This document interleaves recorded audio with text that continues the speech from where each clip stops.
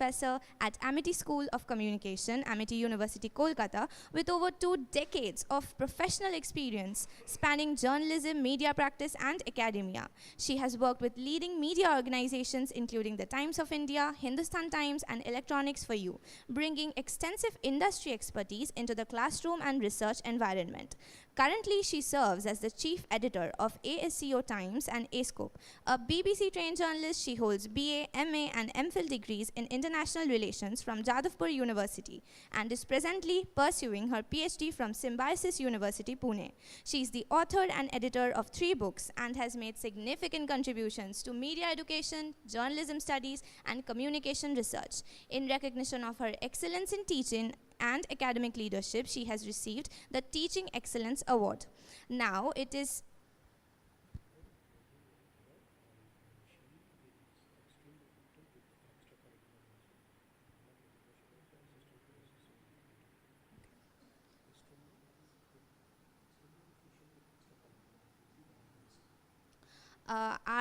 today's session chair is extremely proficient with extracurricular activities as well. Now, it is my privilege to invite Mr. Orindam Basu, our senior faculty member and assistant professor of SNU, to felicitate our esteemed session chair, Professor Momita Das.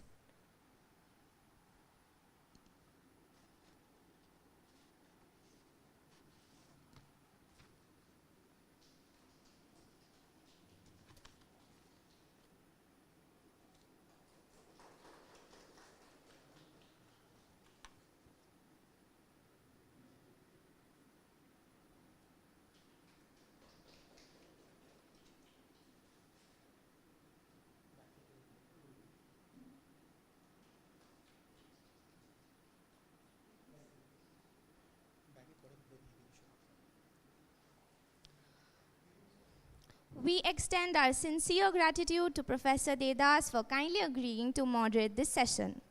Before we begin the session, I would like to briefly outline a few presentation guidelines. Each presenter will be allotted 7 minutes for their presentation with an additional 30 seconds of grace time. A warning bell will be rung at the 6-minute mark to indicate that 1 minute remains only. At the end of the allotted time, the bell will ring twice, signaling that the presentation time has concluded. There will be an additional 1 minute kept for question-answer session after each presenter completes their presentation. I kindly request all presenters to adhere to the time limit to ensure the smooth and efficient conduct of the session. Thank you, and we look forward to your presentations. Without further delay, I now invite our session chair, Professor Momita Das, to take over the proceedings and begin the session.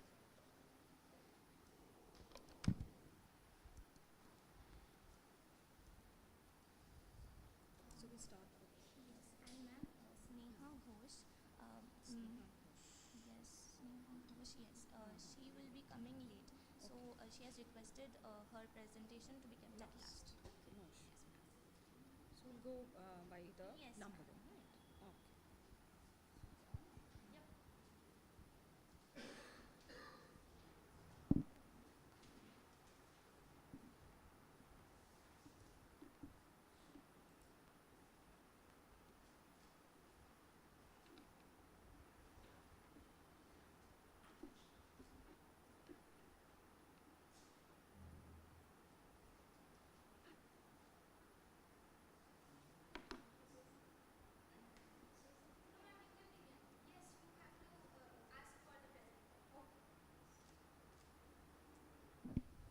Hello. Good morning to all of you, and hope we are looking forward to great sessions.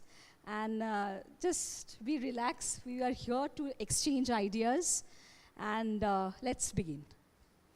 I think the first I call Simran. Yes.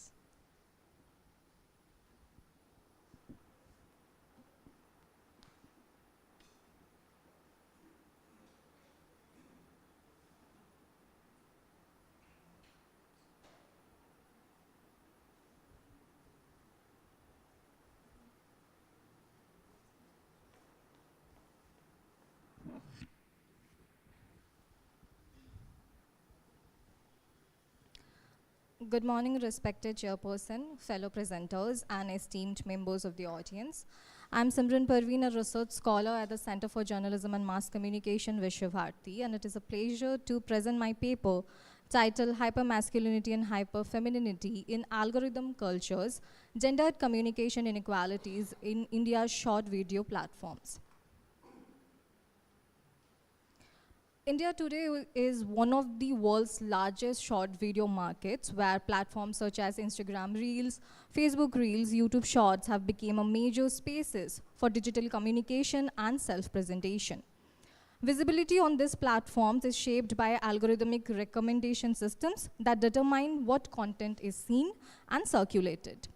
In this study, hypermasculinity refers to exaggerate performances of traits traditionally associated with masculinity, such as the strength, dominance, competitiveness, authority, and self-optimization, while hyperfemininity refers to intensified performances of femininity, emphasizing beauty, attractiveness, emotional expressiveness, fashion, aesthetic self-presentation. Now, this raises an important question. Do platform algorithms amplify certain gender performances while marginalizing others? Moving forward to the problem of the statement, relatively less attention has been given to how algorithmic visibility systems shape different forms of gender performances, particularly within the India's rapidly expanding short video ecosystem. Even less attention has been paid to the experiences of non-binary and gender non-conforming identities within these visibility systems. So therefore, the objective is to critically analyze how algorithmic visibility systems on short video platforms amplify particular gender performances and shape unequal patterns of visibility in India. To achieve these objectives, the study addresses two research questions. That is, the first one is, how do hypermasculine and hyperfeminine expressions become algorithmically legible and amplified on short video platforms?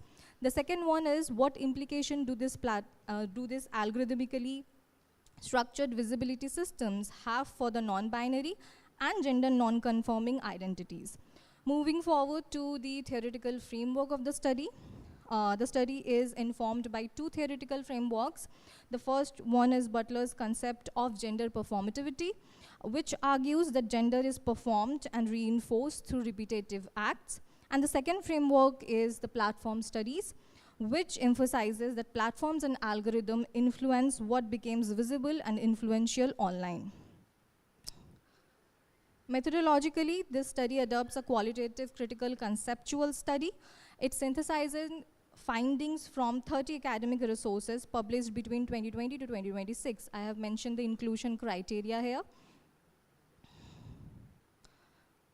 Now moving forward to the findings of the study. So the first research question examined how hypermasculine and hyperfeminine performances became algorithmically legible and amplified on short video platforms. One of the most consistent findings across the literature is that algorithmic visibility rewards recognizable content. Platform algorithms rely on the engagement signals such as the watch time, the like, shares, and comments, and audience retention to determine what content should be recommended more widely. As a result, content that is easily categorized and immediately recognizable tends to receive greater visibility. Algorithms therefore function as gatekeepers that influence which form of expression gain prominence within the digital culture. The literature also suggests that hypermasculine and hyperfeminine performances are particularly compatible with these visibility systems because they rely on familiar gender cues. Hyperfeminine performances often emphasizes beauty, fashion, body aesthetics, and influencer culture, while hypermasculine performances frequently focuses on fitness, strength, authority, self-improvement, and success. Because these performances align with the dominant cultural understanding of femininity and masculinity, they become easier for both the audience as well as the algorithms to identify and recommend.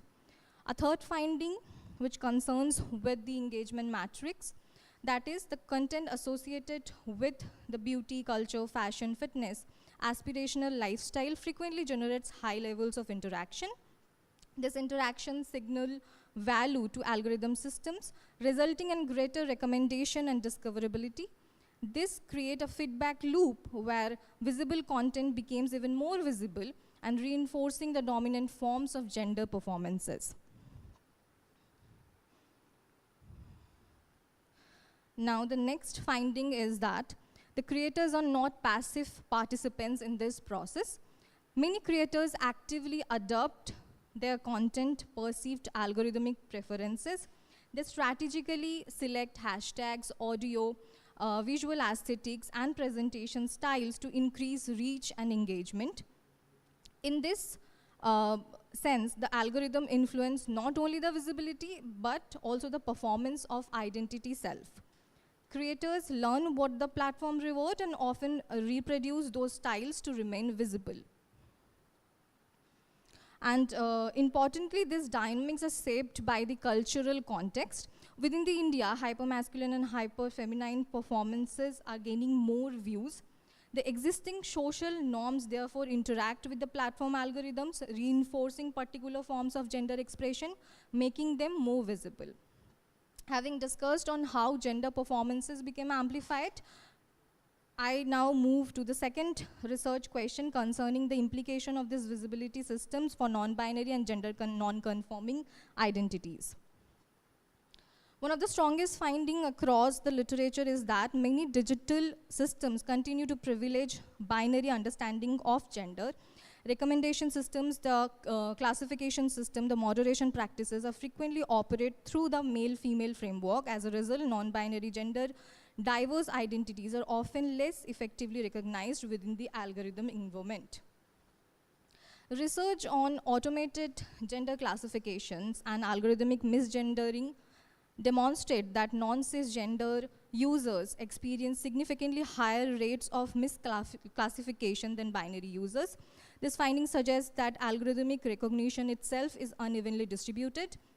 Identities that do not conform to dominate gender expectation often become less visible within the recommendation system.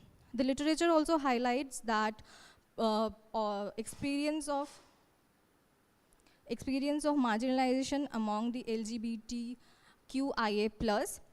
concerns regarding the shadow banning, reduced discoverability, moderation practices, inconsistent reach appear rapidly across studies. Whether this experience reflect actual algorithmic discrimination or perception of algorithmic bias, they shape how creators understand and negotiate visibility online.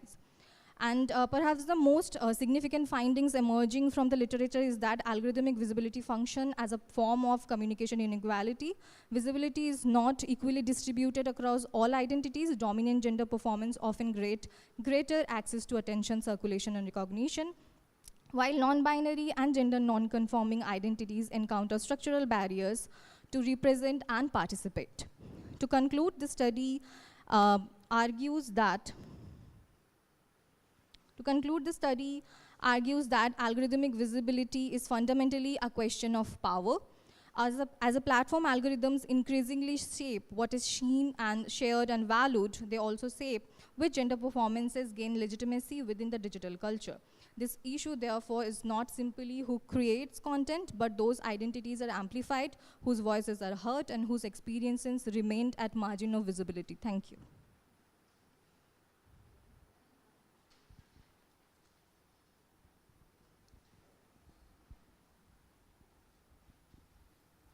Simran, thank you very much. It's truly a great effort. I have two questions for you. Which platform you have studied for this, presentation, this paper? And how many content creators you have studied? Okay, and have you identified the age group which specifically been identified? 3 questions in short.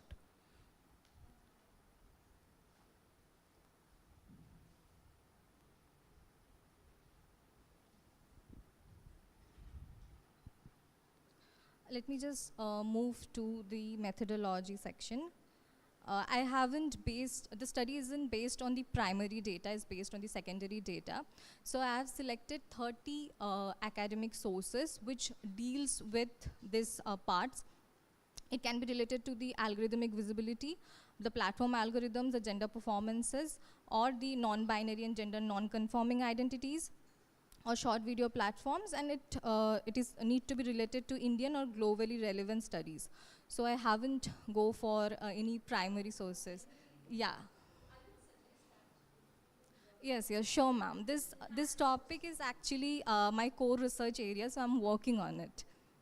Thank you so much, ma'am.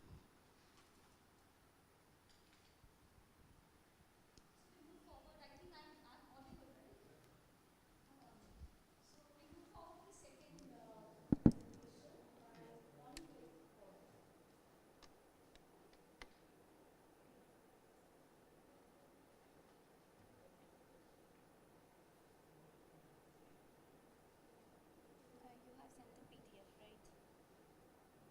Yes, you have sent a PDF.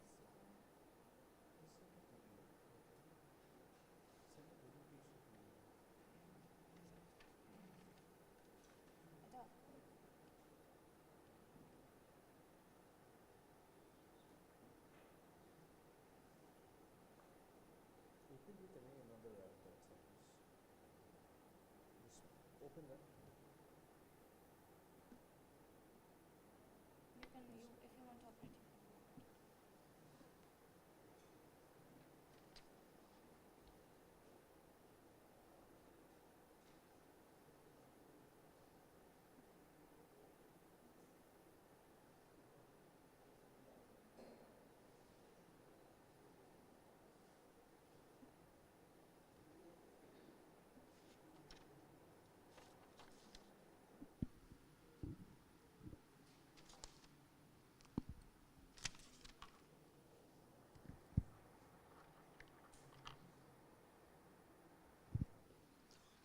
Very good afternoon to the respected teachers.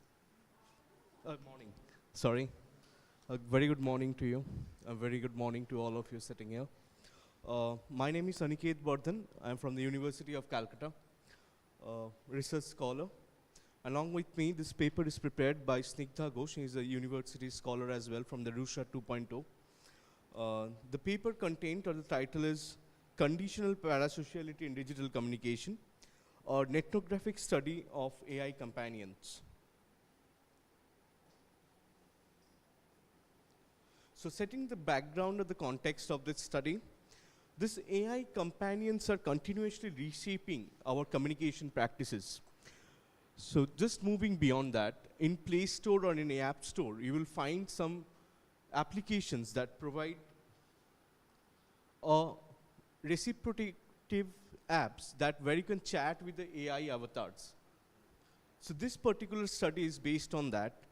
And while dealing with that particular apps, we try to find out what is the extent of relationship that we have with that particular apps. What the extent of relationship that they fill. So based on this, we have found that based on the literature or going to the literature, we have found human AI communication are becoming relational in nature. It's effective. And the most important tool they are using is conversational tool. So we decided to take two particular apps from the App Store. The one is replica.ai and another is the ruler.ai.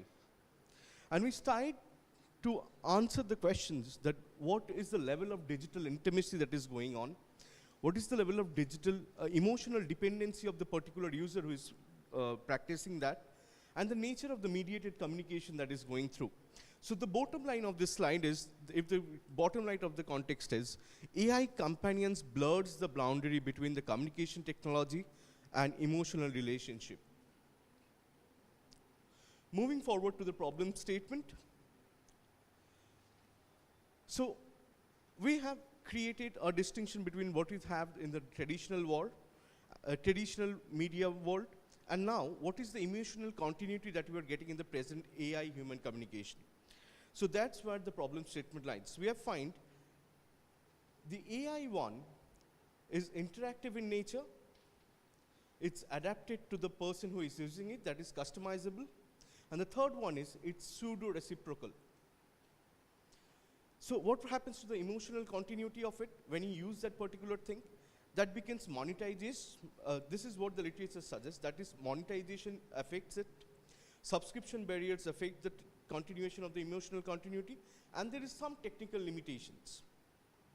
So the core problem that exists is the existing parasocial interaction theory, that is a theory in 1956, was developed on the basis of celebrity-centered model, where the celebrities or the people who is watching that particular media creates a parasocial link with the celebrities that is shown on the television. So we have tried to extend that particular theory with some quantitative and qualitative measures. Now these were our research objectives that we have: to examine communicative experiences with the AI companions, what are the experiences that are they gathering, to understand the nature of the emotional engagement and attachment patterns in the human AI, to identify structural constants, if any exist, and we found so, to analyze the influence of monetization and technical limitations, and the most of it, the perfect nature of the study, the whole aim of the study, to extend the nature, the theory of parasociality in the context of AI.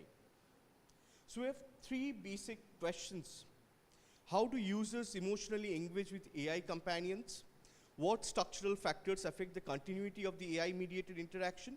And can AI interaction be theoretically understood through a revised parasocial framework? And this is what the literature says that. What is the parasocial interaction theory?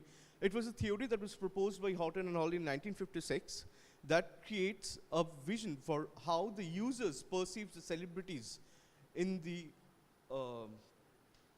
mass media world. Basically, this study was driven by the television in the western part of the world.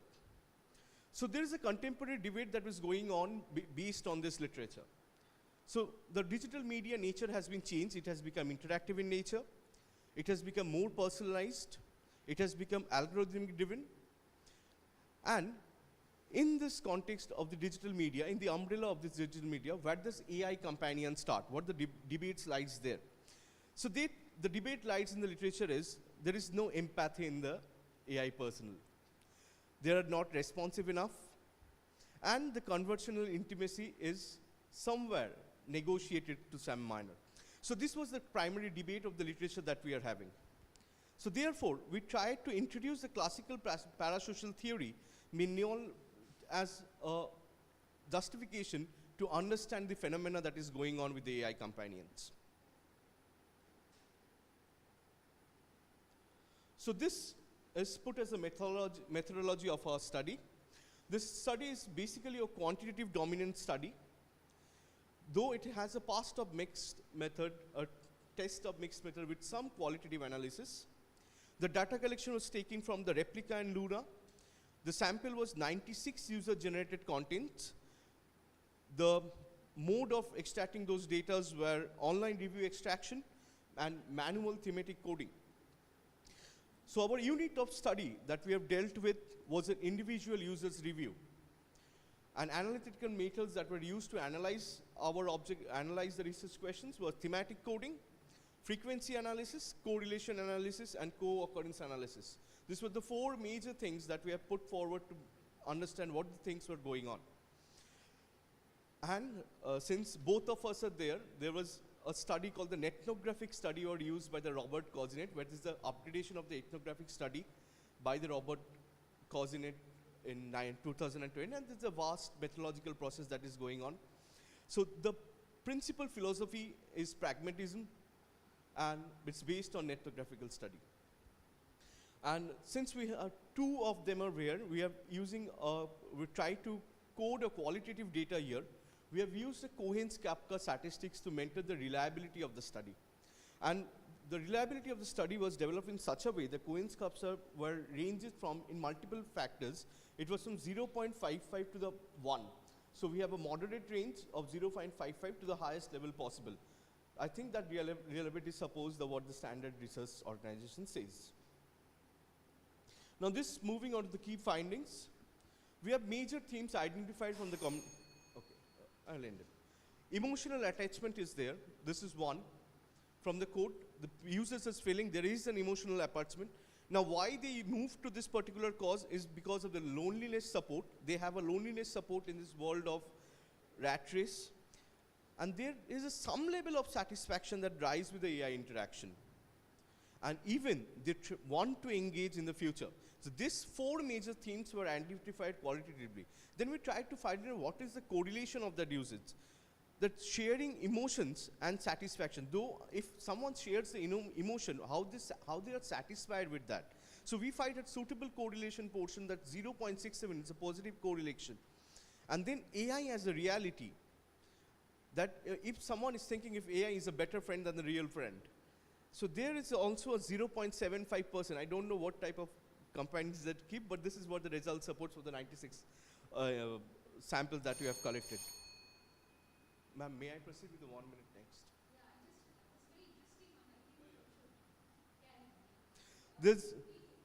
I'm perfect. There is a loneliness support, and we found a correlation as well. There is a loneliness support, and AI acts at 0.40 positively correlated with that factor.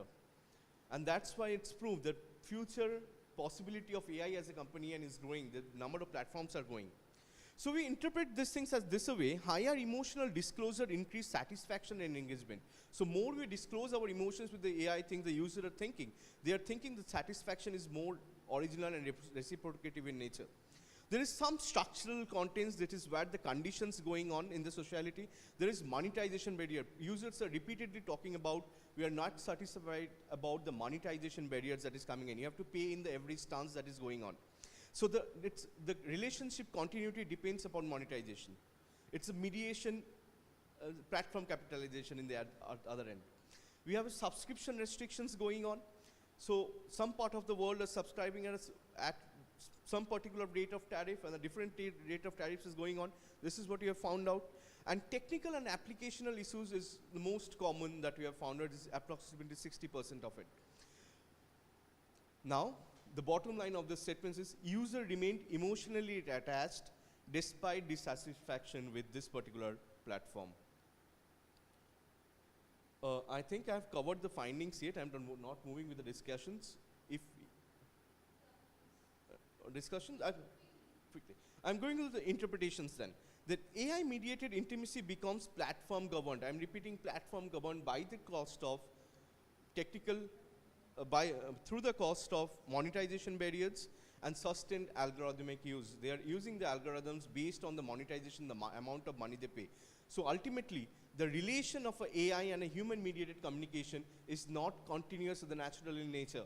It comes down to that particular, it has a structural constant and becomes a part of larger platform capitalization process, where the relationship is not just a natural one that we have found in the earlier version, but the peoples are growing emotions with the television media. It is more conditioned. If you pay, you have the relation in your hand. Thank you. Any questions? Yeah,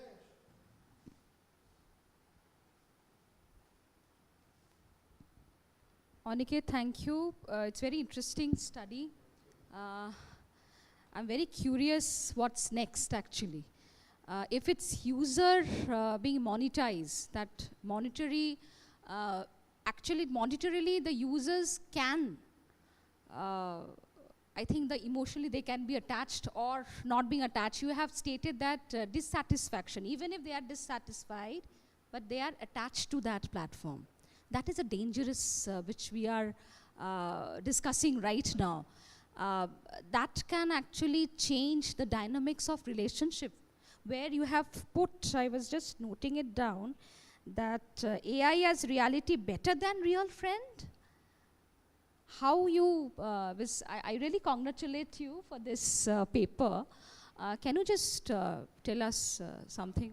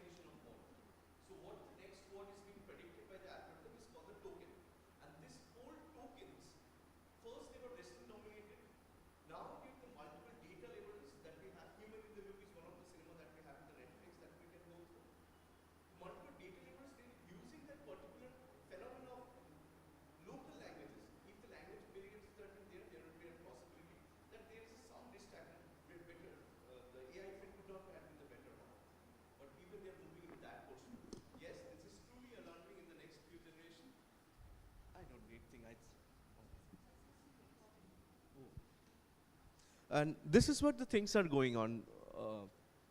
Yes, ma'am, it's truly alarming. It's anyway truly alarming.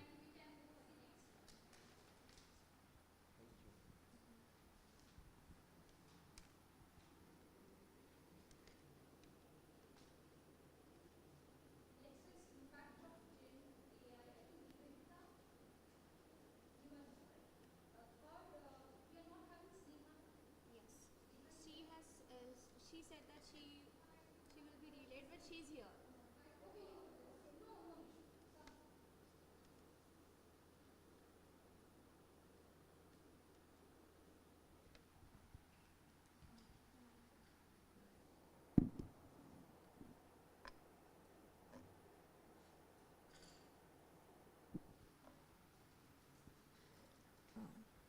May I start, ma'am?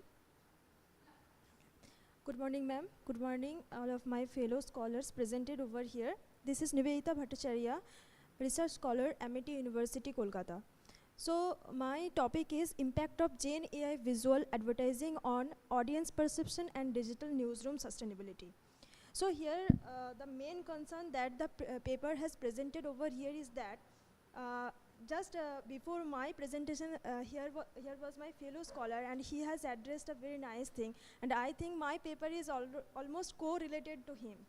So the thing is that the rapid advancement of AI and visual advertising is growing so fast that there is a very in-depth concern regarding the current status of audience perception and audience acceptability of AI and AI-related news and also AI-related visual advertisement that we are currently having over the internet.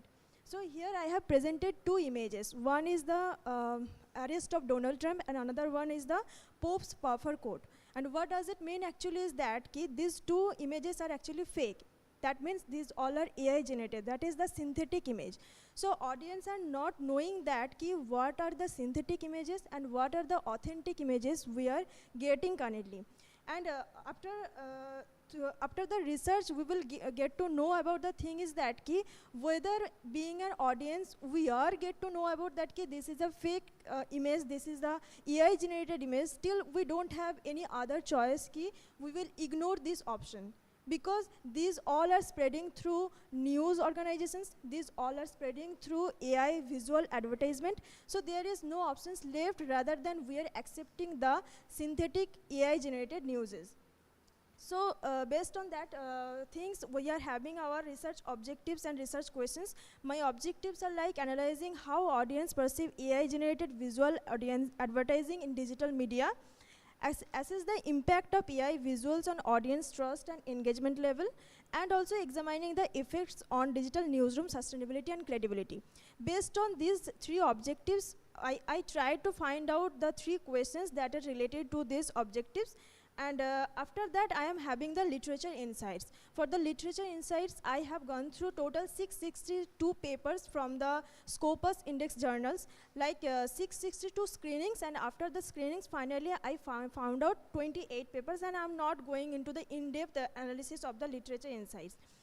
And next, we are having the methodology process. For the methodology process, there are two types. One is the quantitative survey, and another is the experimental design. For the quantitative survey, I was having 120 respondents, and among them, I actually processed the data from the 63 respondents.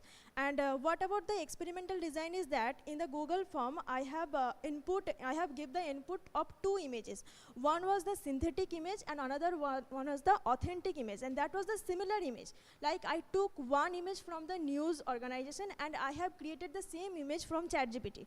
And I said the respondents which one is the AI generated, and the data was like incredible. They know, some of them know this is the AI generated and this is the authentic, and some of them don't know what is the synthetic image and which one is the authentic image. And there is the question whether the audience are skeptical by nature. Like I know this is the authentic and this is the synthetic image, still I am not having that much of knowledge whether I should accept that image, whether I should accept that news that is being spreading over the internet, or whether I just should ignore. So the audience is also like quite confused, and that where the term is being used is deceptive journalism. Like somewhere we are actually having the deceptive nature towards our audience. And based on this, we are having the key findings, and the key findings all is based on the GEMOB software, and here I have processed the data through two aspects, like demographic distribution, and another one is the correlational distribution. So demographic distribution is based on the age and the gender of the respondents, that is we are having the 20 to 56 of the age group we are having. And here you can see the trust variables like 1 to 5 Likert scale. They are actually having the acceptance of the authenticity of the data that we are having from the Google form. And another one is the trust response distribution. Here is the mean trust, and mean median mode is actually representing the low trust level and the higher trust level of the audience towards the authentic and the synthetic images. So the discussion is also based on the same thing, that like strongly agree and disagree aspects. Key audience is also accepting that 33.9% audience has accepted that yes, this is a synthetic image, but they are also skeptical by nature. We don't know what to do next, whether we should accept the news, whether we should accept the images that we are getting from the news organizations, or we just need to just ignore. The audience is also having that much confusion. And later on, we are having the discussion where the p-value is like 0.5% greater than 0.05%. That means the audience is having a major trust issue. They don't know what is coming next. And here about the conclusion is based on the fact that the future, I have given the future research direction where they can go for the longitudinal study. Like the study is only based on the Bihar and Kolkata based respondents, and here the future researcher can go more deep. They can do a longitudinal more research. And that's it. Thank you, ma'am.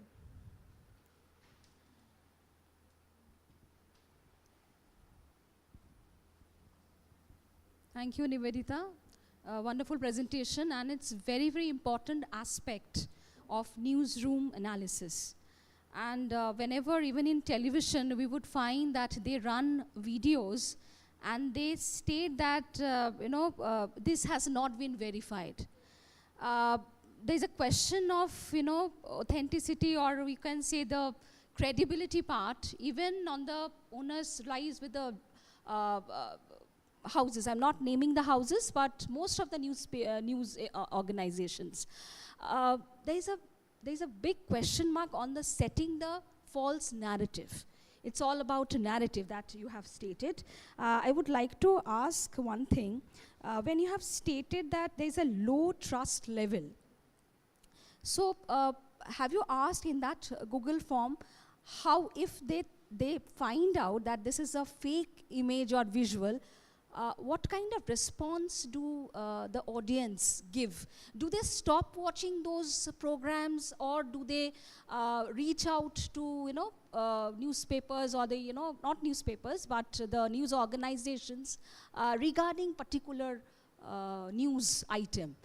My question to you is.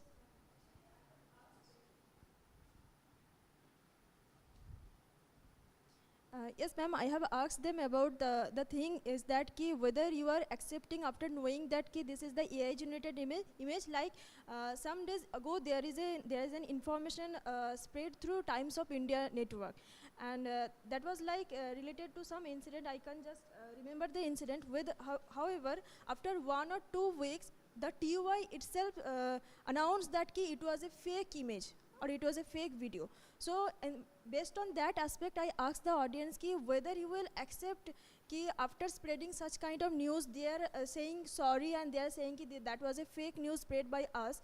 And now where is your acceptability towards that? That is a giant news organization, Times of India. We can't question their credibility. So audience is saying the same thing, we are having a deceptive approach. Like we can't accept news organizations are using AI and they are spreading such kind of news or data throughout the internet. Still, we don't have any choice. So I was like focusing on the same thing, we don't know what is coming next. Where is the credibility, and most important thing is where is the gatekeeping process in the news organizations. That's it, ma'am.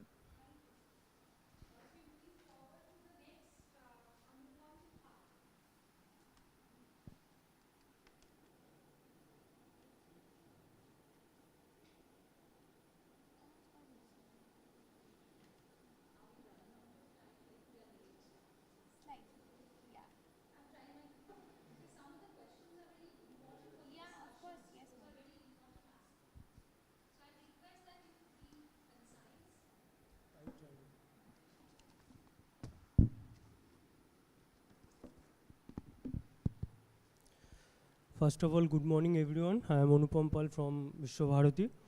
Today I am honored to present my study titled Algorithm, Bias and Credibility of Short Video as a News Source, a study among Generation Z in Shantiniketan.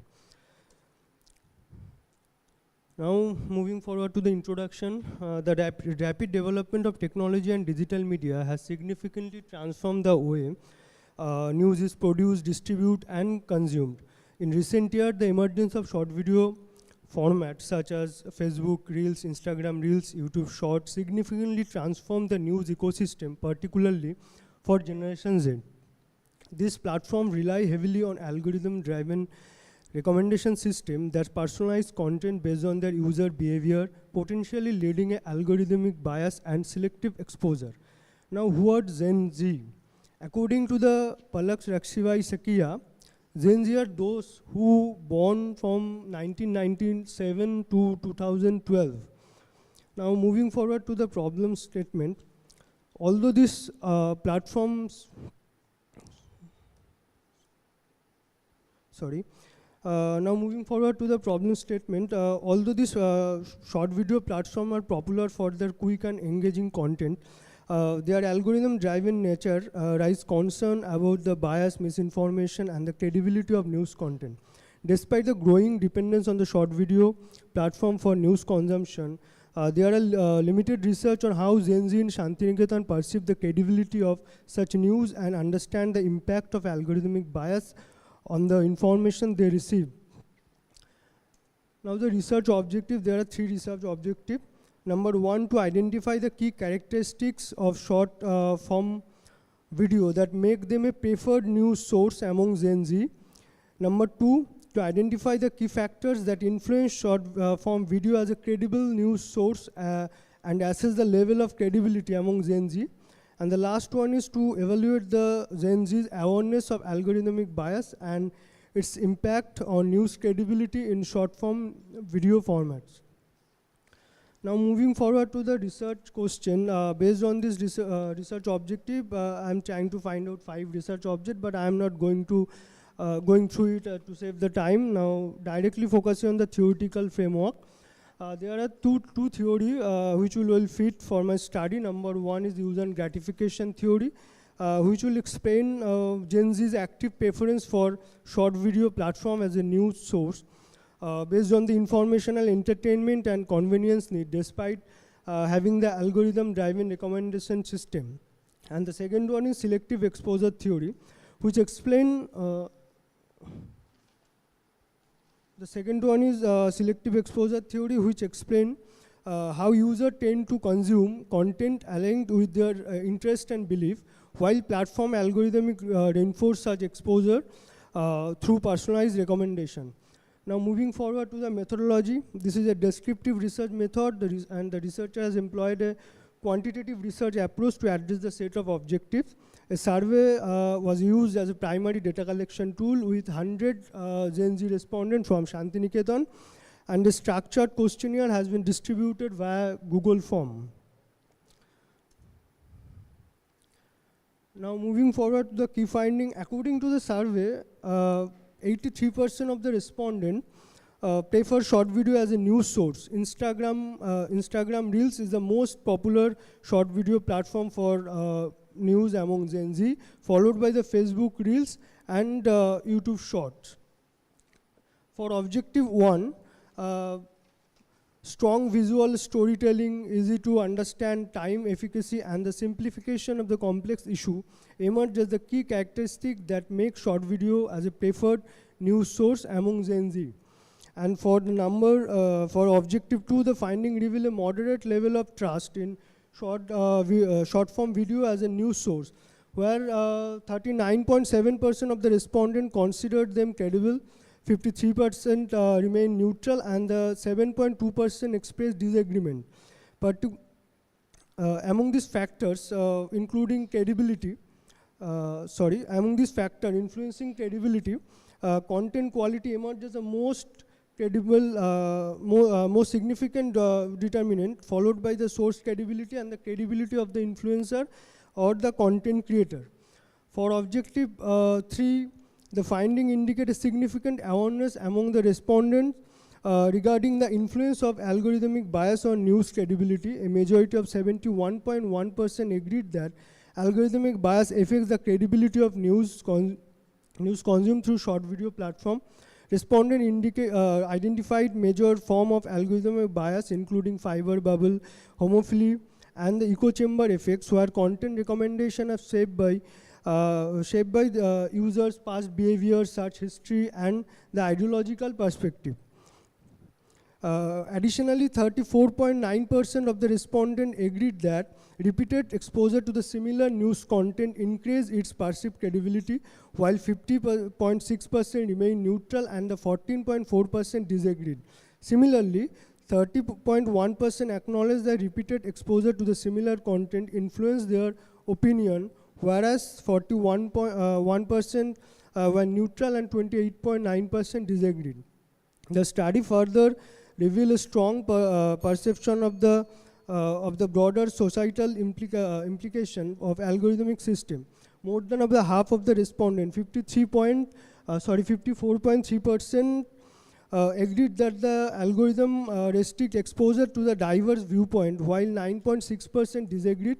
Furthermore, 45.8% believe that algorithms contribute to the spread of misinformation, while 42.2% remain neutral and 12% disagreed.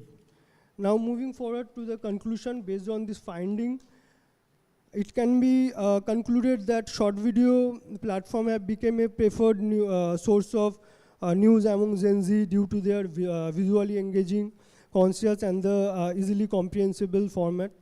However, perceived credibility remain moderate.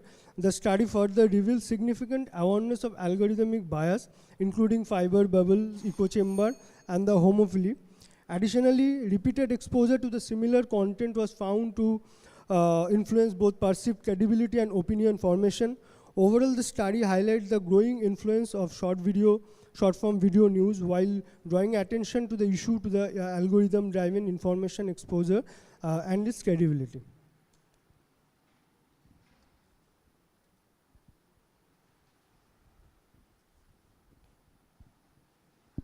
Thank you, Anupam, right? Thank you, Anupam. This is actually the answer to the question that Nivedita I asked you. That's your paper actually signifies that Gen Z, I think most of them here right now belong to that. I am not. I am pretty older one. You people are shifting from the traditional news organizations to the short form videos. I'm not getting into the pros and cons of it. You have already stated that there's a algorithmic biasness because your mobile, this device actually dictates your preferences. So it always gives half-baked stories. And this is not a good trend for the future and for the Gen Z as well. My question to you is have you identified any particular content creators in this format when you are stating that short forms Gen Z is preferring? Have you included any names particularly or any content creators name? Like if I name, say, Dhruv Rathi, very popular, very popular among the Gen Z, and even people like us who are independent, who are giving so vibrant and storytelling.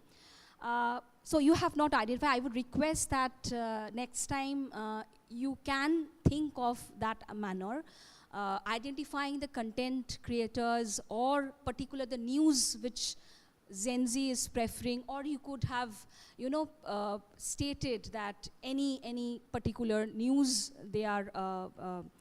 And I think that that means traditional media, you are stating that they are losing onto the sheen or to the towards the Gen Z. If you state, do you want to conclude that they are shifting from the traditional?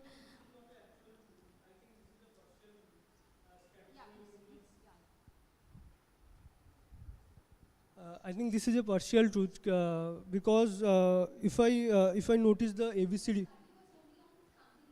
Yes, only in Shantiniketan. So if I look into the ABC report, 2.72% newspaper circulation have increased. So we can say that traditional media is totally vanished, and we are shifting from the. Sorry, ma'am.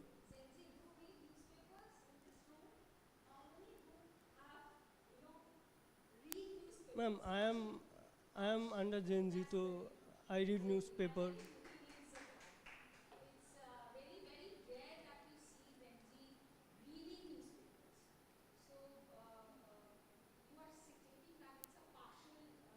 It's a partial truth, yes. The latest ABC report says that 2.72% newspaper circulation have been increased. So we can't say that the traditional media is totally vanished, or there is we can see the shifting from traditional to digital, but we can't say that it's vanished.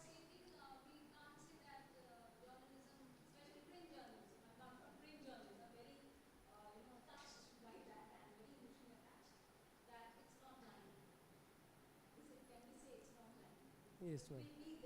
Yes, ma'am. Thank you.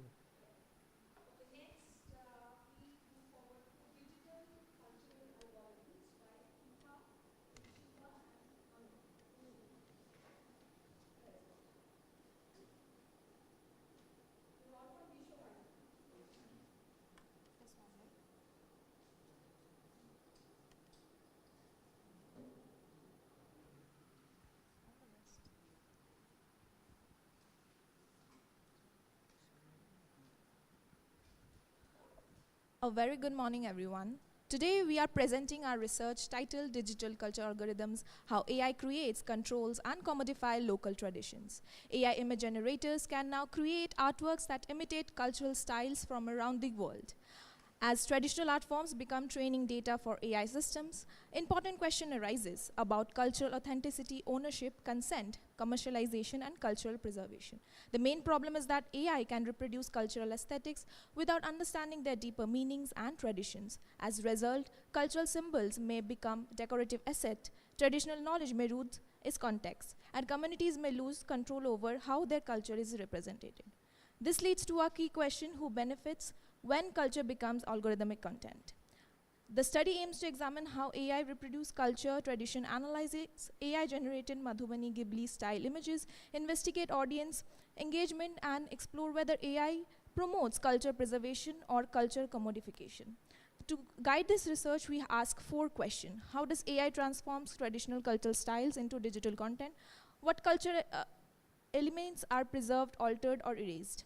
How do audience engage with AI-generated cultural artworks? Does AI support preservation or accelerate commodification? The study draws on Walter Benjamin concept of loss of an artwork aura, along with cultural commodification theory and platform capitalism, which helps explain how culture becomes marketable product in the digital environment. We have used mixed methodology, quantitative and qualitative. Our case study focuses on Madhubani art from India Mithila region. Its color and motifs carries important ritual and cultural meanings. While AI can successfully imitate its visual style, it often overlooks its symbolic significance and cultural context. Platforms such as Redbubble and Jazzle, where Madhubani-inspired designs are sold on t-shirts, stickers, curtains. These products are popular online and often appear in the trendy collection. Importantly, Redbubble does not provide explanatory guidelines or for AI-generated art. This creates a governance gap that may enable the commodification of the traditional cultural style. Over to you, Amit. Thank you, Pritha. Traditionally, folk tales are passed down through oral to storytelling and played an important role preserving local culture.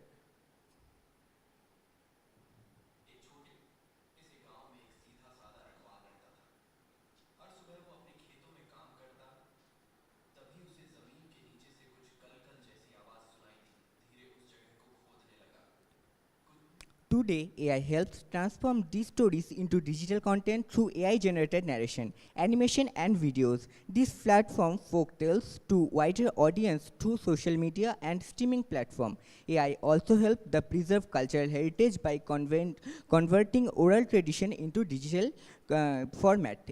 At the same time, these stories can be mentionized through advertisement and online engagement, turning cultural narratives into digital commodities. The case study shows how AI promote, preserve, and commodified our folk tradition in the digital age.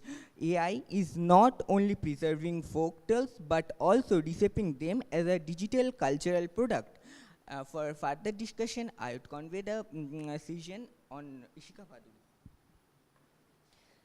Thank you, Amit. For our international case study, we selected the AI-generated Ghibli art trend. Within a short time, millions of users transformed their photos into images inspired by Studio Ghibli's animation.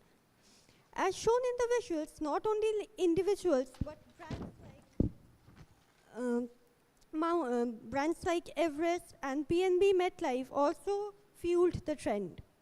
The large number of likes, shares, and reposts highlight how quickly AI-generated cultural content can spread online. This case demonstrates how AI can reproduce a cultural aesthetic at a large scale while social media algorithms amplify its reach. As a result, an artistic style became a widely shared digital commodity that generated engagement and economic value.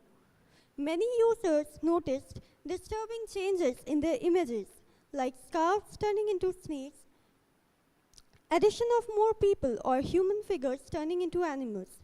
Although this trend was popular and creative, we could see that it also raised ethical concerns. In some cases, these changes, the original meaning and made serious situations appear more unsettling and disturbing than they actually were. Another important aspect is the reaction of Hayao Miyazaki, the co-founder of Studio Ghibli. He has strongly criticized the use of AI in his art form, describing it as an awful insult to life. Here's a video of him saying that.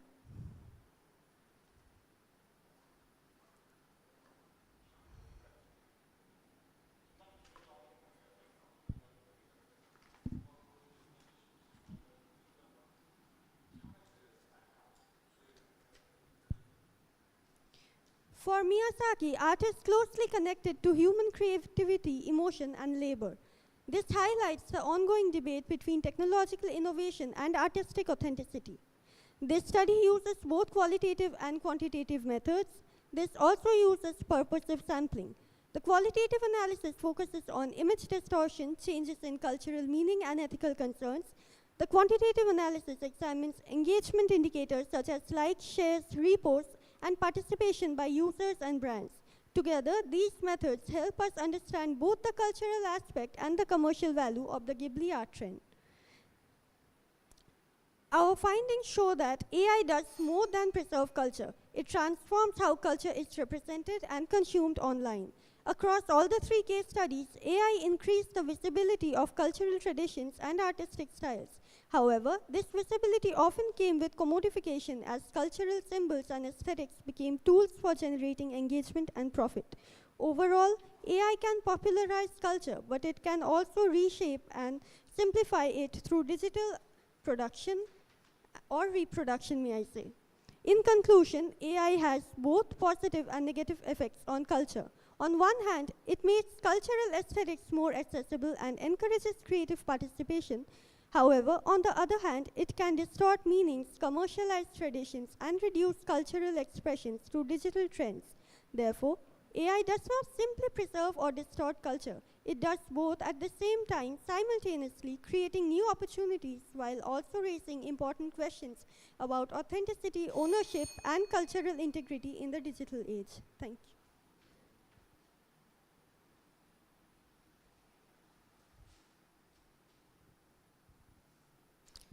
Yeah, congratulations to the trio, Preetha, Ishika, and Amit. Okay, very important aspect, culture.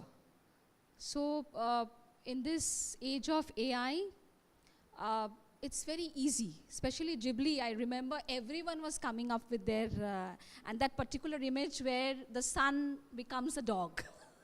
That was very, that is what distortion is all about. That means it's not perfect. But yes, we can't deny that it has also enhanced people happiness index as well. People were trying, okay, and there was huge audience engagement as well. my question to you is, as part of Gen Z, do you support this AI being part of your culture? Do you have stated that it helps in preserving, but also it can distort. But where do you stand? Like, if I ask you, do you accept that you will be, stating or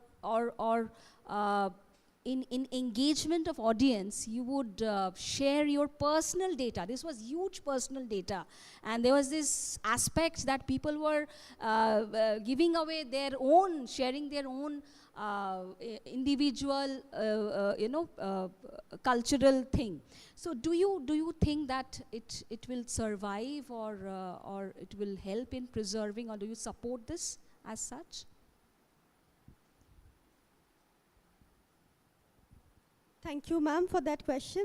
Ma'am, I have always felt that AI is as good as the person using it. So what I feel is, it came up as a harmless trend that everyone was very happy to participate in, like new art styles, watching them being very aesthetic, and everyone was sharing that art everywhere.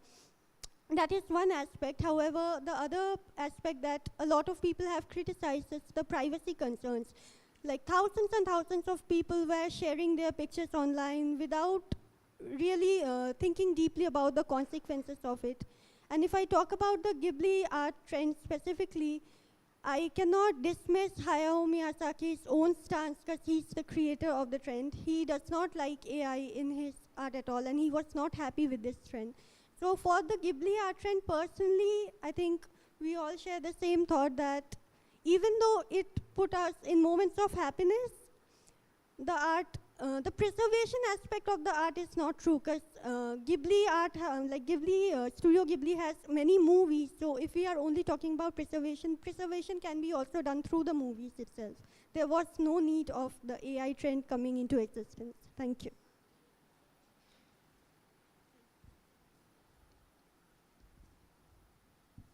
I would only mention one, one aspect from my life, an anecdote. During my school days, there was this very popular, you ask your parents, we had to write one essay, whether science is boon or curse. So it's all about how, you have stated, how we use it. So it's all about user generated and how we use it. So we move forward to the next, Tuhin and Shumonde. Tuhin Roy and Shumonde, please.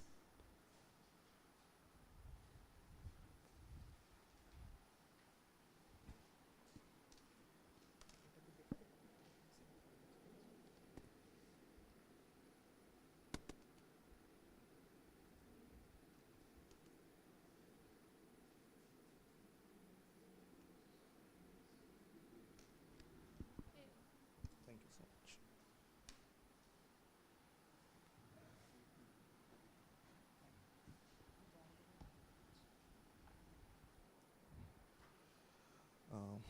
So good morning, everyone.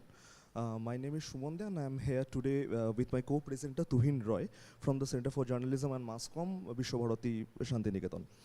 So our paper is titled Educational Disparities and Layered Inequalities, Caste, Class, and the Political Economy of Knowledge in India. Our theme is inequalities across and within the communication research, including power imbalances in knowledge production. So this theme could not be more fitting, because our argument is precisely that educational inequality in India is at its core a problem of communicative inequality, something our discipline has yet to take seriously enough. The next slide. So you can see three numbers on this slide that I want to draw your attention to. The first one is 19.1%, that is India's rural non-literacy rate.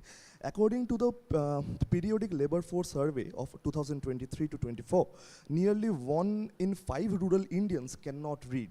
Second, 22.5%, that is The non-literacy rate for scheduled caste and scheduled tribes specifically, that gap is not accidental. The third one is 8 to 15% over an entire decade from 2007 to 2017. The proportion of students from the poorest income quintile enrolled in higher education moved from 8% to just 15%, a 7 percentage point gain in 10 years. So the World Bank has identified caste-based exclusion as a primary structural barrier to human capital formation in South Asia, and UNESCO's 2022 Global Monitoring Report directly connects knowledge inequality to gaps in communication infrastructure. So this picture is clear that India's educational crisis is deep, uneven, and structured. Next slide. The slide is lays out the core intellectual problem and the gap we are addressing. The problem on that left is this: the educational inequality in India is almost always framed in economic or sociological terms.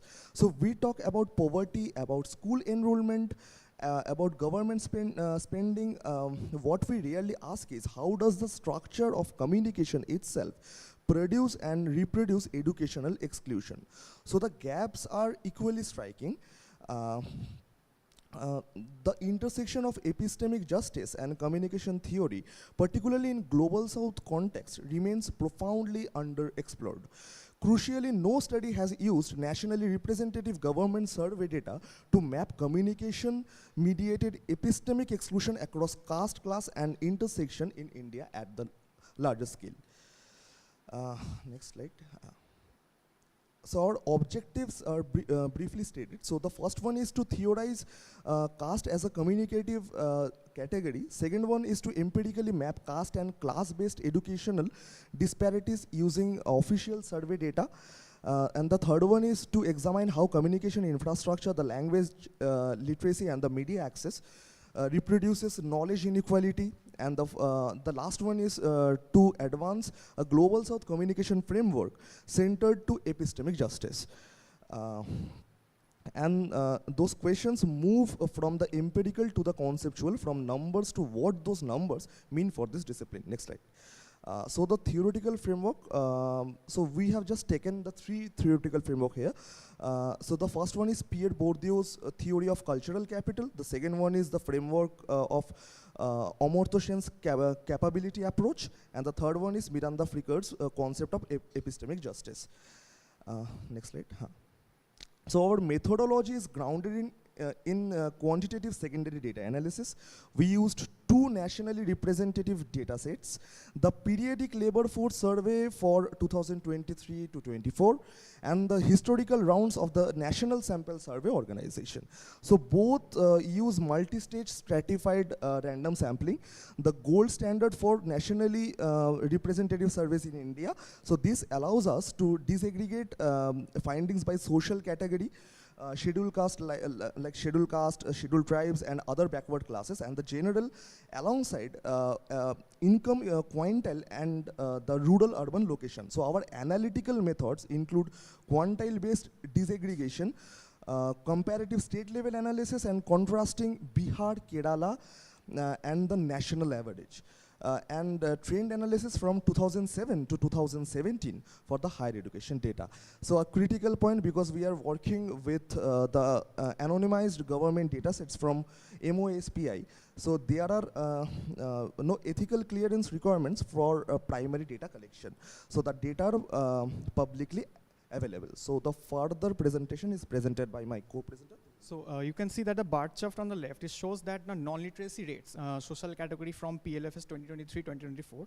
So basically, we can see that 11%, that is the non-literacy rate around, and the national average sits at 19%. So basically, the scheduled caste has reached 22.5% and ST even higher, which tells that SC and ST communities have less education. It tells that caste independently that predicts the educational exclusion beyond what income actually would predict. So the line on the right actually shows the enrollment, which the green line, that is the richest, the quintile, comes from the 38% to 55%, and the rust color is actually shows that 8% to 55%, which means the gap, that is 2, is not narrowing, but it is actually widening in absolute terms. So what mean to the structural stagnation? So next slide. So in the discussion, basically the significance of the study operates on the 3 level. So basically I want to address it. Now, if I want theoretically, this paper actually repositions the educational inequality as a communicative inequality, not merely a problem of school access on the economic deprivation. Then we extend from the Burdell's framework, that is into explicitly communication theoretical territory. We also provide a dual model, Bourdieu's according to with sense theory, that has become a significant applicability for global South communication and research context.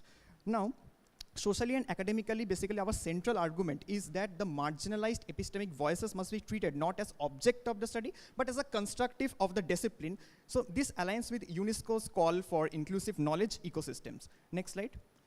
So in the conclusion, our core argument in this caste-based educational exclusion in India is simultaneously a crisis of communicative inequality. The two are not separate phenomena. Ma'am, I just have a 1 second. So basically, when a ST student in Bihar cannot access the higher education, that is not only an economic failure. It's a failure of communicative structures that determine whose knowledge is recognized, whose language carries authority, and whose voice is granted legitimacy. So the data actually confirms the structural stagnation between the SC and ST, the non-literacy rates. So, and our discipline, actually basically the call to direct communication, like communication scholarship must stop treating marginalized epistemic voices as a peripheral concerns. They are constructive if discipline itself, a communication theory that cannot account for caste, for coloniality, but for the global South. Thank you.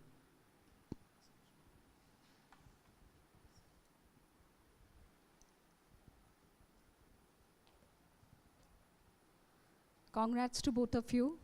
It's really a good effort, you know, and a very important aspect, because generally we study in a very, you know, we are ourselves in an echo chamber,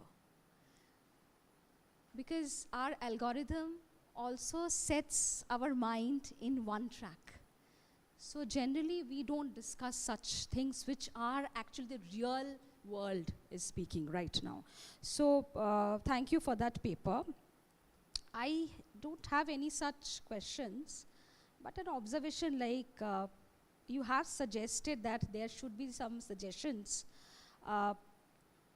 Just tell me, as being youngsters, how do you think that government can primarily make change in you know, the widening gap that is there itself, which is evident?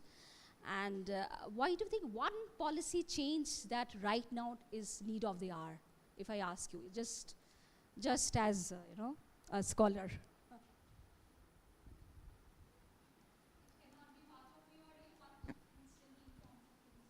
I want to clarify your questions. It is about a state level, or you are asking for a national or?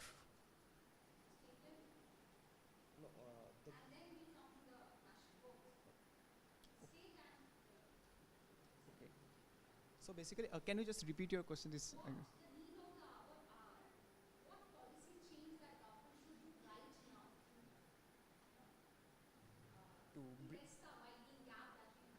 In the education sector, or the in the education sector. So basically the government actually, like recently we have, for my experience actually, I want to share one thing.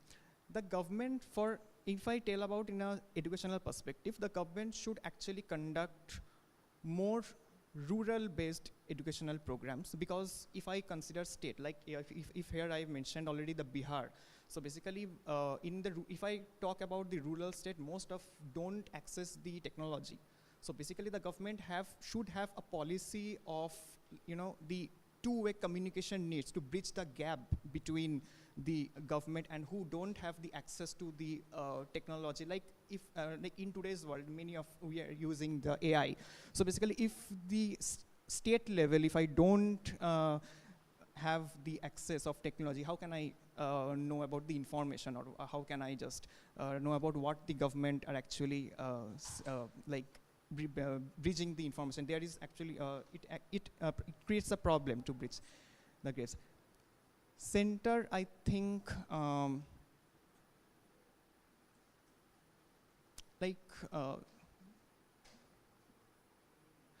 like for example, if I about some scholar, like like if I want to segregate among the audiences, so it depends upon the target audience, like what I'm actually looking for. For youngsters, I have to just I have to actually, in particularly in education sectors, we have to bring such courses that is actually nowadays evolving, because nowadays educational marks are not like satisfying due to the competition of jobs, and so basically we have to learn more skills, we have to learn more skills based. So that's it.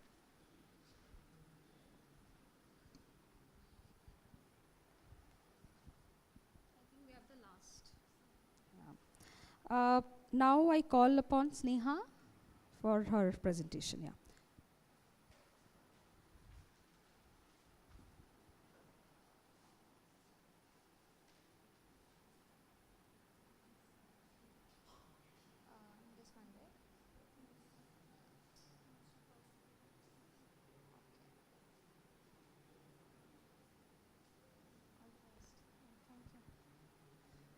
Good morning, everyone. Respected.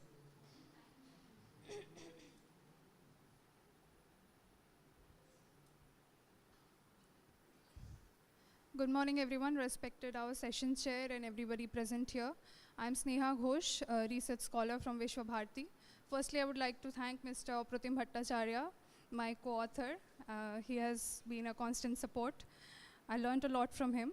Now moving to the presentation, the paper's title is Algorithmic Visibility and Cultural Erasure, AI-generated representations of Santhal and Oraon women in India's digital visual ecology.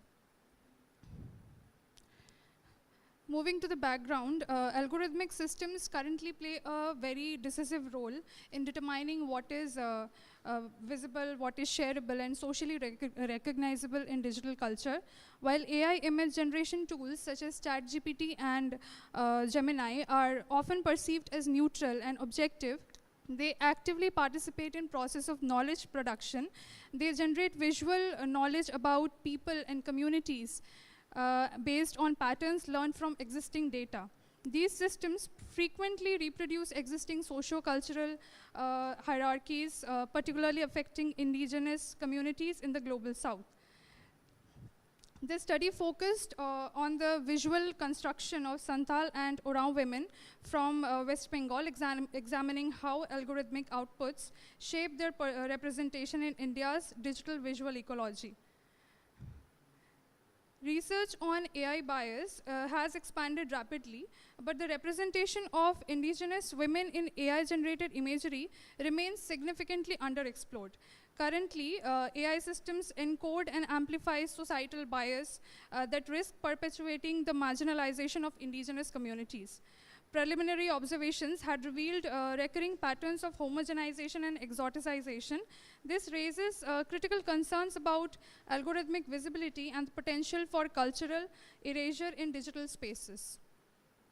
Moving on to the research objectives. This study is guided by three preliminary primary objectives to identify dominant representational tropes, patterns of omission and distortions in AI-generated images, to assess the alignment of or misalignment between these representations and the lived cultural realities of Santhal and Oraon women, to analyze how gender and indigeneity intersect within algorithmically mediated visual culture, and to draw implications for data justice. These are the research questions that addressed my objectives. I'll just move on to the next. The theoretical.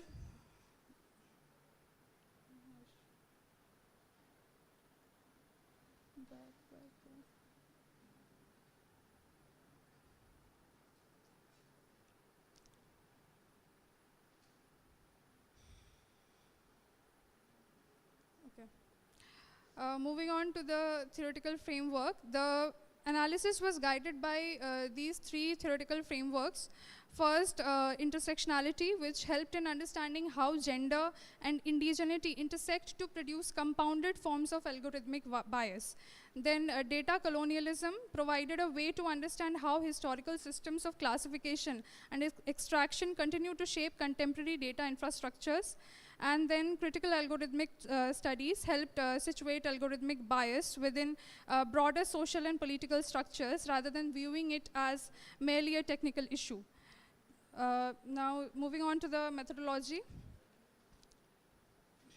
The study employed a qualitative interpretive design. A total of 20 images were generated using ChatGPT and Gemini, 60 of each, using prompts, around 30 prompts. Then the images covered educational, professional, political, cultural, and everyday life contexts. 4 images were generated with each prompt, 2 images from ChatGPT and 2 from Google Gemini to attain a nuanced result. Using qualitative visual content analysis, recurring cultural markers, activities, then visual framing, stereotypes, omissions, and distortions were examined manually. These were the key findings. Like the dominant tropes were, the analysis revealed 4 dominant tropes. First, rural essentialism and exoticization. AI consistently placed women in picturesque village settings with dramatic lighting. Then homogenization across tribal groups. Santal and Orang women were rendered visually indistinguishable, erasing group-specific identities. As you can see, there are really no differences, like one can't differentiate between the 2 tribal groups. And then images generated from separate prompts often appeared visually identical, reducing distinct cultural groups into generic tribal category. Then hypervisibility of cultural markers. Women are shown with excessive jewelry and costume-like traditional attire, reducing identity to a visual spectacle. Even when prompts explicitly requested urban or professional contexts, AI often returned culturally stereotyped imagery with women wearing their traditional attire laden with jewelry, and in an urban set office, even then they were laden with jewelry, as you can see in the images. And a particular significant pattern is the context collapse between modernity and visible indigeneity. The AI consistently fails to represent both simultaneously. Then critical omissions and distortions. Several critical omissions were like women appear almost exclusively in rural traditional contexts, rendering invisible the substantial urban migration, educational advancement, the professional participation that characterize contemporary Santal and Orang communities.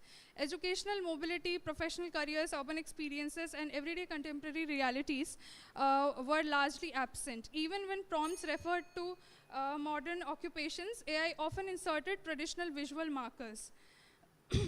What is striking is not what AI represents, but also what it fails to imagine. The absence reveals most important limitations in the data sets from which these systems learn. Then alignment with cultural realities. A core finding is that AI-generated representations show severe misalignment with cultural realities. The generated images frequently fail to capture the diversity and contemporary experiences of Santal and Orang women. AI portrays indigenous women as tradition-bound, while real-life evidence shows them as active agents navigating education, professional careers, urban life, and simultaneity of tradition and modernity. AI systems continue to imagine indigenous identity as static, traditional, and disconnected from social change. As a result, indigenous women are denied recognition of their actual contemporary realities. Most importantly, AI struggles to represent the coexistence of cultural identity and modern life. Okay, I'll move to the conclusion directly.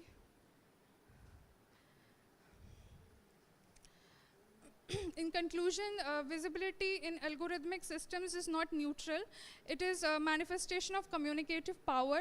AI systems do not reflect simply just the reality. They reflect the realities available within their training data. Training data fundamentally determines what is possible to represent.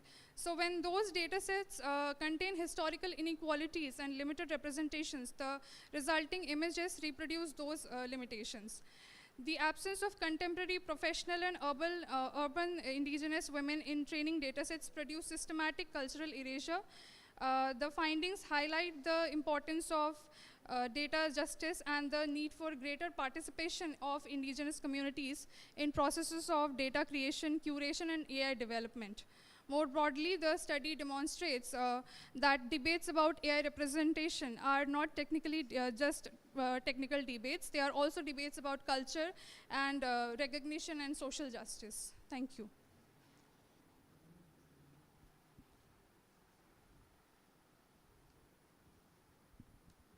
Thank you, Sneha and Aprotim, for this paper. Okay, thank you. My question, it's not question, it's just an observation, like, I think we are expecting too much from AI. But yes, it's really a new aspect, you know, we can study, and I think there's way, we have so much to do, and especially you have written in your last conclusion that data justice requires community participation, where actually it will, the widening gap that is there, evidently, it will get less and less. I congratulate both of you for this idea itself. It's truly unique. Thank you. I don't have any questions as such. Thank you.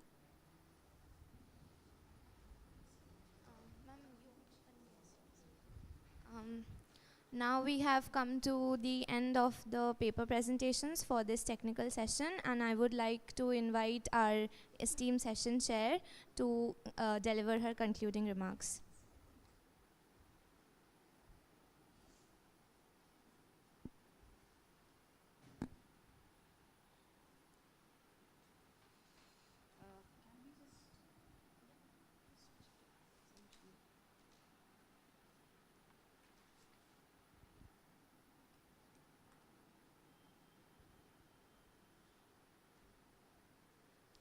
Yeah, thank you for this. I think everyone enjoyed the session. It was truly very unique kind of discussion we had.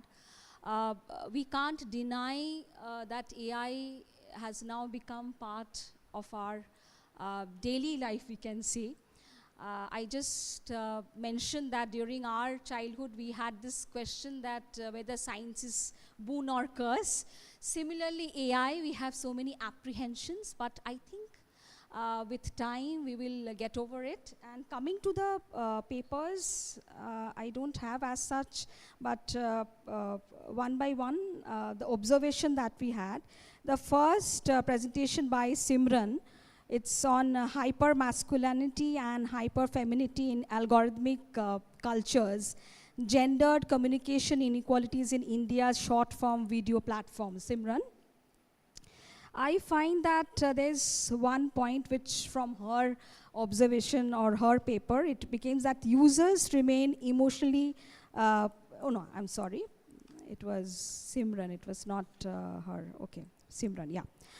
So I think there's one observation that is more inclusion in algorithmic visibility. That's the point which came out from your paper. Apart from it, and there's so much to explore where I suggested that it's possible to identify the platforms and the content creators. Congrats again.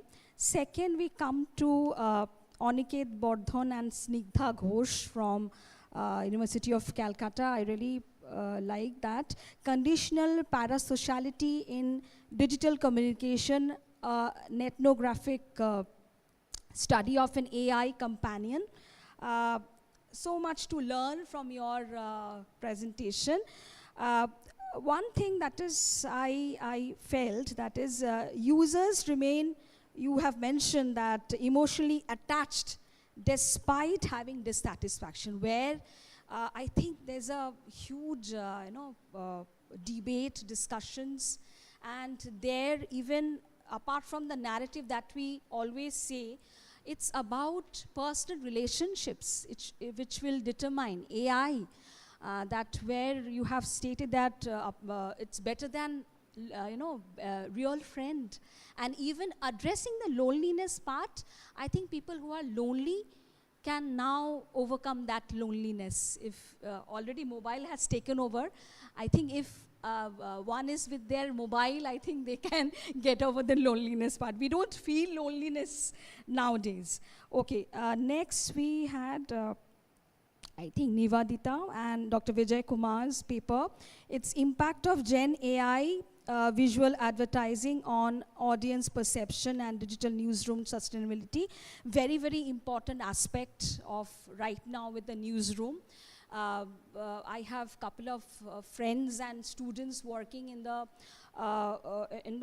news industry. I have been journalist, print journalist myself for 9 to 10 years. I know what challenge they face every day. Nivedita mentioned about Times of India. I worked with Times of India. It's shame for us. That's one of the leading national publication.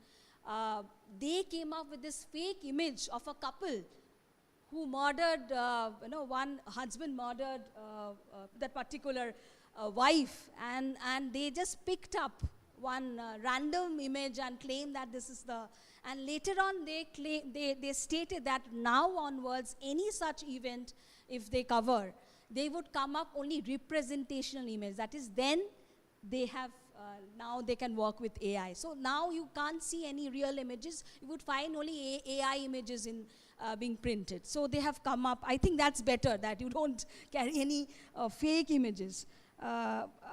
So here the observation was that trust factor is the main question, and how audience engage with that, how audience cope up with that trust or the deceptiveness that is there. Congrats for that paper. Next comes Anupam's paper, Algorithmic Bias and Credibility of Short Video as a News Source, a study among Gen Z in Shantiniketan. So my observation on this was, it's very, I just asked question, if you remember, that whether Gen Z is shifting from the traditional media. I liked your answer that no, it's a partial story. It will coexist. That's a, I think, shining light, or for people like us who actually till now traditionally attached to the traditional media, that it's a shining light that still you believe that it will coexist, it will not die, and it's a partial story of what you have stated, that Gen Z is shifting to the short video formats of news content. Thank you for that. Next comes digital cultural algorithms, how AI creates, controls, and commodifies local traditions, by Pritha Roy, Ishika Bhaduri, and Amit Rakshit. A very important aspect of cultural study. And you have taken up Madhubani art. Madhubani is very, I love that art, Madhubani. I have sari also in Madhubani. Madhubani art, folk tales, and Ghibli, especially Ghibli part. So one observation from your presentation is AI can help in preserving culture, but it can also distort. That means there is a question of, again, coming to the point where you stated that it's all about users, how user use it, how responsible they are in the usage. So every, the last, I think, the next was with Tuhin and Shumon, educational disparities and layered inequalities, caste, class, and political economy knowledge in India. I put you in a very tricky point where I ask you that what policy change that government can, I know that I'm asking that question, but it's all about you people. You would state that what change you want. Okay? If you don't ask critical questions, who would? This is the platform where you would speak your mind and we would discuss. I just wanted to ask you that question, what policy change that we need? You played it very well. You have not been straight what policy change you really want. But yes, there are so many things that our government, both at center and state, should do and address such inequalities that is evident, that is real life challenges that we have. Last we come to, I think, Aprotim's and Sneha's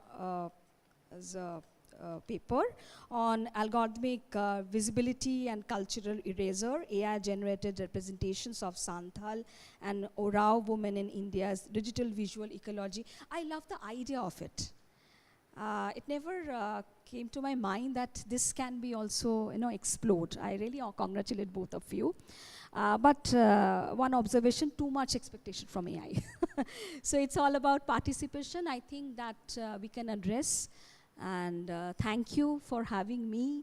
I hope you have gained something from the discussions. And thank you again, SNU, for honoring me to become session chair. Thank you so much. Thank you to our esteemed session chair. Thank you to all the presenters for your participation. Now I would ask all the presenters, our faculty members and our esteemed session chair to join for a group picture.